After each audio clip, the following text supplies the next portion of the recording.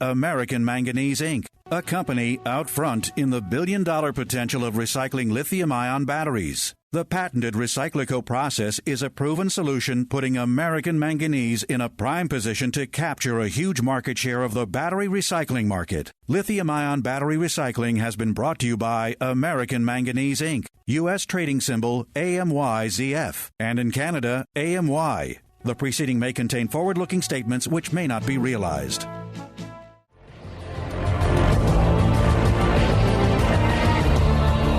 This is CBS Eye on the World. I'm John Batchelor with Anna Borshevskaya. She at the Washington Institute has a new book, Putin's War in Syria, Russian Foreign Policy and the Price of America's Absence. This is the background to Putin and Obama and Kerry and Lavrov and their counselors entering into an exchange that led to what appeared to be a cooperation in the Syrian civil war in 2013.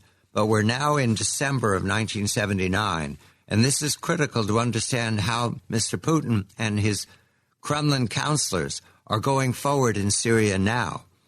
And Afghanistan, December 79, the 103rd Guards Airborne Special Operations land in order to protect, we were told, the Soviet regime from terrorist undermining.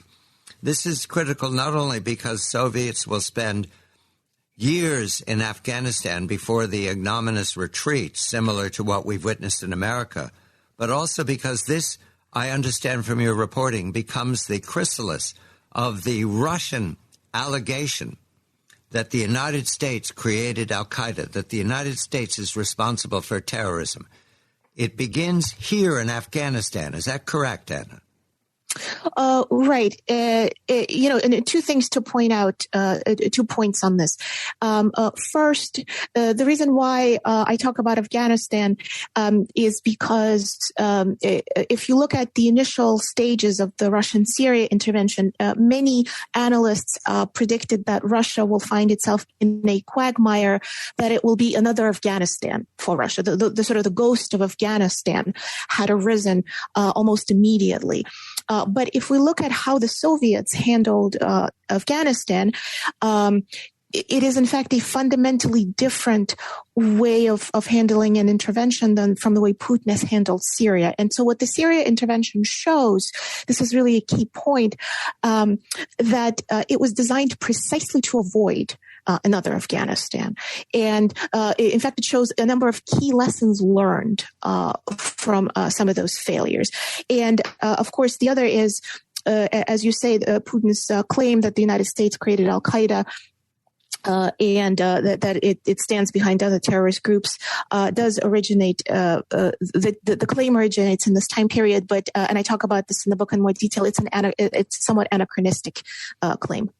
Yes, I find the claim, though, useful when we come to Syria. Again and again, it's repeated that Russia's presence is anti-terrorism and the U.S. is not to be trusted. Again, Anna, this returns to your point that the Kremlin sees Syria and the attendants in the surrounding states as a major battlefield against the United States and the West, correct? So we're looking at this all from the Putin is, at this point, a junior officer in the KGB. There's years ahead. Let's race ahead to Putin, named as prime minister by Boris Yeltsin in August of 99.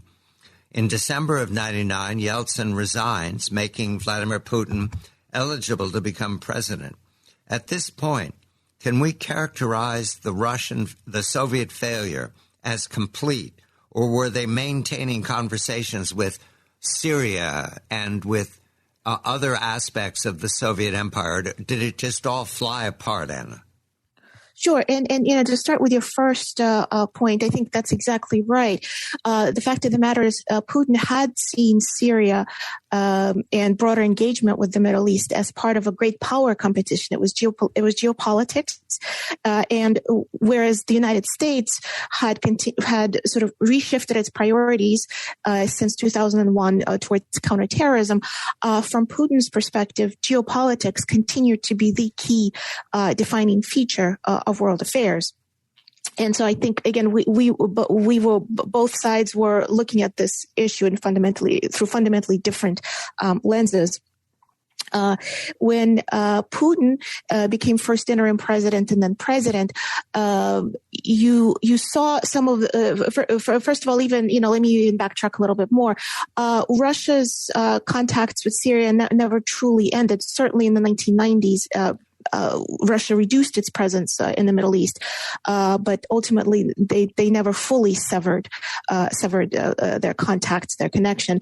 And certainly in Syria, memories of the Soviet Union remain very fresh. Now, Putin, one of the things he had done when he had come in is forgiven a lot of loans that the Syrian regime, along with, by the way, other regimes in the Middle East had owed Russia. He had taken a lot of steps, diplomatic efforts, business efforts to slowly rebuild Russia's presence, to kind of bring back the presence that it lost in the 1990s.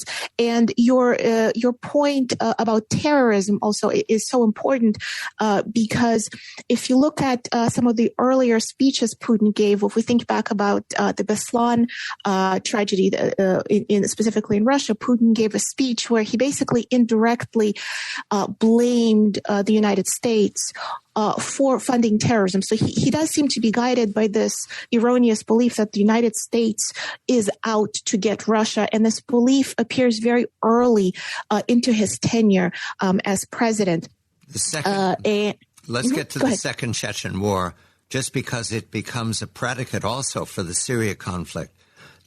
He is named vice president in August. In September, two tragic events, two apartment buildings are attacked with detonations. I believe more than 300 people died.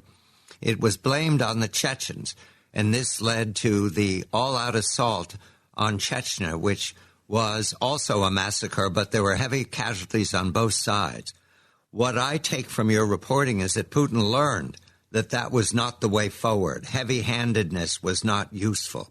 Now, those two lessons, how do they come together in Beslan? What is that, 4 years later? What does he learn in Afghanistan and Chechnya that he applies in Beslan?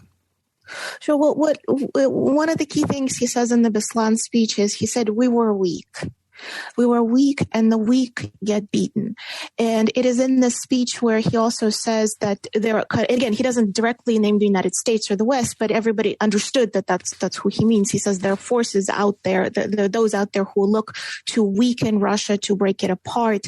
Russia still possesses nuclear weapons, and some people can't handle that, and so forth. And so in this speech, again, it was a stand on how Russia was going to conduct itself based on what Putin, the way Putin had perceived the geopolitical situation.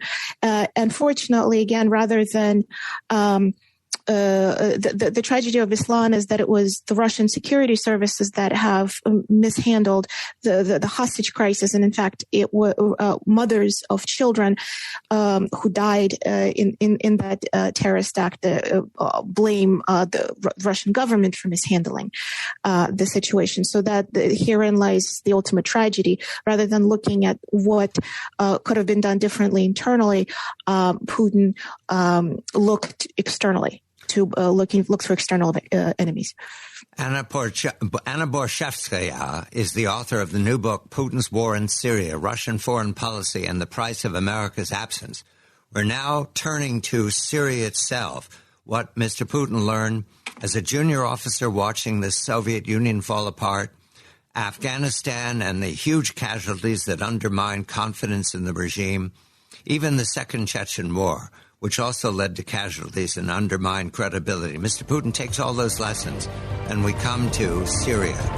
I'm John Batchelor. You're listening to CBS Eye on the World with John Batchelor. This new year, plan for your future with a degree from the University of Maryland Global Campus. UMGC has been online for over 20 years, helping working adults and service members learn the skills they need for the careers they want. UMGC offers online courses, more than 90 programs and specializations, seamless transfer credits, personalized advising, and more. No application fee through February 14th. Classes start soon. Learn more at umgc.edu/PODCAST. Certified to operate by Chev.